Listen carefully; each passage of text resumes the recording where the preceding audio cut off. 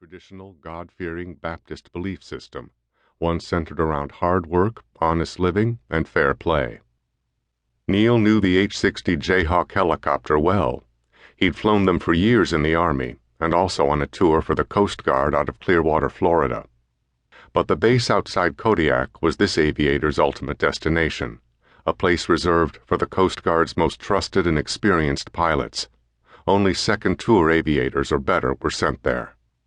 In fact, famed Alaskan chopper pilot Russ Zellick was one of Dave Neal's best friends.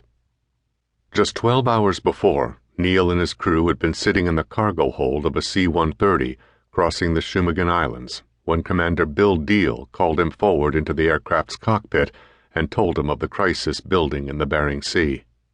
Their C-130 was being diverted to Cold Bay, and H-60 would be waiting. Neal and his crew needed to start planning the rescue. Recognizing a true crisis in the making, Coast Guard officials had also ordered the cutter Alex Haley to the scene. In addition, they dispatched several tugboats, including the ocean-going tug Sidney Foss and the harbor tug James Dunlap, to try and intercept the drifting giant before it ran aground, scattering fuel, cargo, and bodies along the wild, inhospitable shores of Unalaska Island.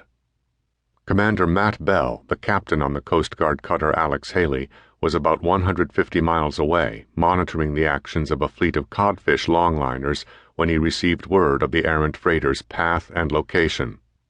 Bell and his crew were just winding down from 50 or so days of patrolling the westernmost reaches of the Bering Sea along the U.S.-Russia border, and were about to stand down and steam back to Kodiak for a well-deserved bit of R&R.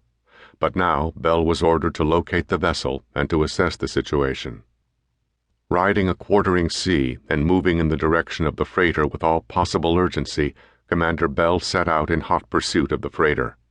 However, because the seas were rough, the Alex Haley could only move at 10 knots, 1 mile per hour, and it would be a number of hours before they would catch up with the Selendang Ayu.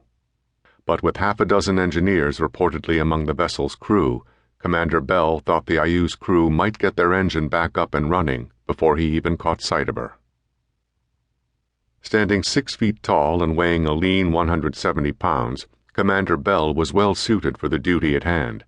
Raised in Georgia by family-oriented parents, he was taught the fundamentals of discipline, work, and academic achievement, a lifestyle that was also accompanied by robust outdoor living. As a small boy, his first exposure to the sea was while camping and fishing for Spanish mackerel at the water's edge of Wrightsville Beach, North Carolina.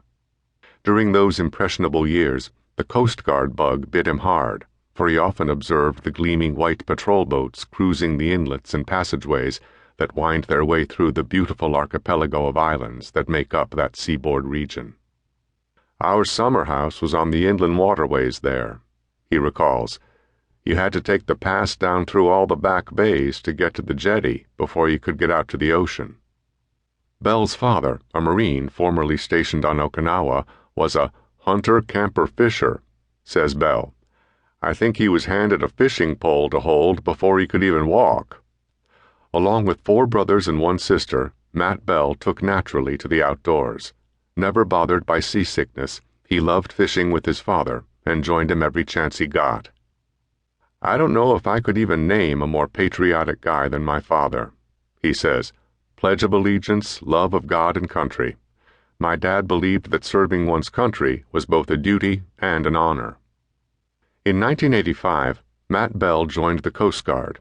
In a very real sense, it seems Commander Bell had been headed into the military from the get-go. Surviving boot camp, he was quickly scooped up and sent to Officer Candidate School, OCS. Steady promotions followed solid tours of duty out of the port cities of New Orleans and San Francisco. One of Commander Bell's first SAR, search and rescue cases, was picking up debris off the Florida coast after the Space Shuttle Challenger exploded and its entire crew was killed. In 1987, Commander Bell and his family were assigned to the base in Kodiak, Alaska.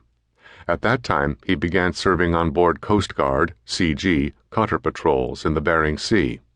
Now, some 17 years later, and a veteran at navigating those untamed waters, Commander Bell pointed the Alex Haley in the direction of the disabled freighter and gave chase.